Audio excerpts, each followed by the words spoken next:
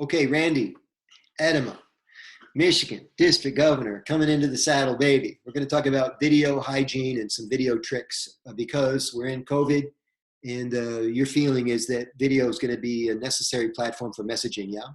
Yes, well, we want to make sure that communication within our district is really taken to another level because of the COVID situation.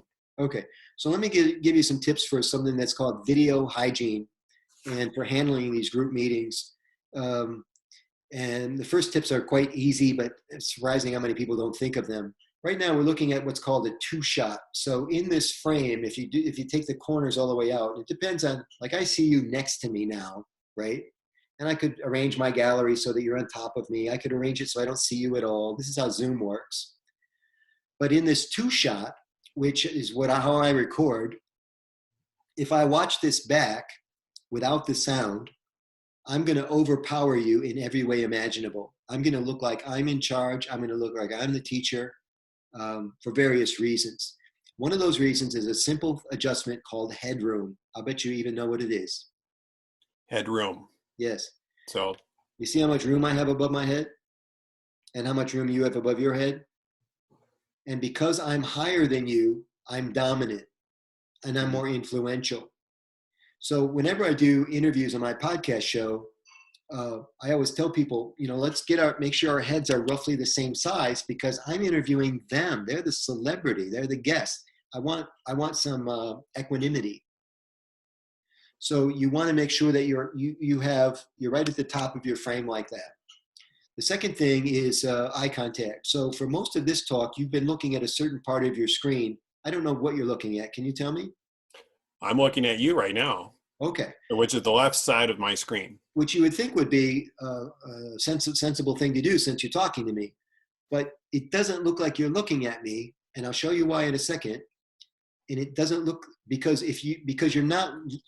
you're looking at my image, but you're not looking at me. Where am I? Yeah, you're at the camera. I'm in the lens of the camera, which is way up here. I'm trying to show you. And there's a big difference between that green light and the image on the screen. So human nature is, I'll show you where my eyes go now. Human nature is, if I'm an egomaniac, I'm going to look at myself a lot. Oh, isn't he a good looking guy? Look at that COVID beard. You see where my eyes are now on the screen? Yeah. Am I looking at you? Do you feel like I'm connecting with you? No, you're connecting with yourself. That's right.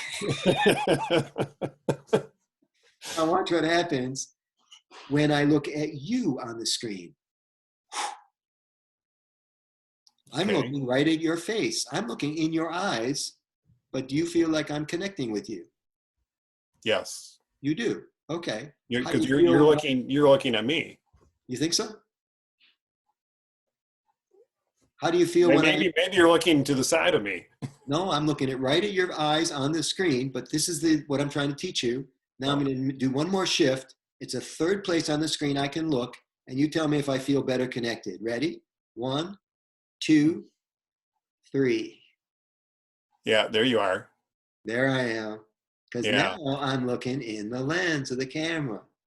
I'm not looking at your face on the screen anymore. And that's a hard thing to do. I've got a guy in my Present Like a Pro class.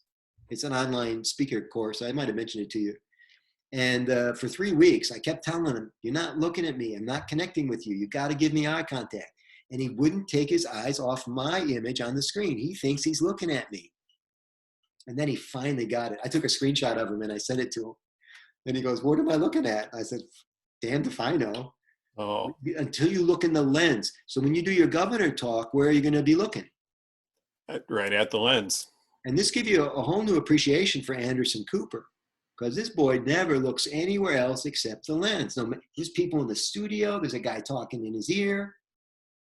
And he never touches his face. He never scratches his face. He never takes a drink of water. He doesn't lick his lips. He doesn't, nothing. Because any of those are potential screenshots. That's when you go pro. Yep, that's a good trick. Yeah, very good trick. One more on video hygiene. You're on a laptop? I'm on a laptop. So most people, when they open their laptop, because the lens is in the direct center of the camera, when you open up your laptop, you put your thumb on the lens of the camera. that same thumb that you just ate nacho cheese Doritos, that same thumb that had sweat on it from your walk on the treadmill this morning, all that crap that's on your thumb cakes up on that. And right now, and I don't know what kind of camera you're using, but your image is a little bit blurry. Mm. So I don't know for sure that I'm right about this, but you got to get one of those soft cloths, not a paper towel. And I always put a little condensation like that. So I want to move that stuff off of there, and I do it with a soft cloth. And I try to keep that lens clean. When I open my camera, like that's the lens, I always move it just right like that. So I never touch that camera lens. I try to keep it clean all the time. Okay. I'll get my eyeglass cleaner. That's the one. A cloth and wipe it down. That's it. And you would get in the habit of doing that before you do all your sessions in case somebody else used your computer. Mm-hmm. I would also practice the talk several times live in a camera. And you'll see stuff you don't like. It's called the naked look in the mirror, but it's healthy. And you'll be able to make some changes, probably not all the changes you need to make, because you won't know how to make those changes. You just think, well, this is as good as I can get. And that's what I told you the other day. I often find problems that people didn't even know they had. Anyway, I'm anxious to see how you do with your year as governor. And I know we're going to be doing a fundraiser event soon. And we're going to talk about that in our final 4-minute video.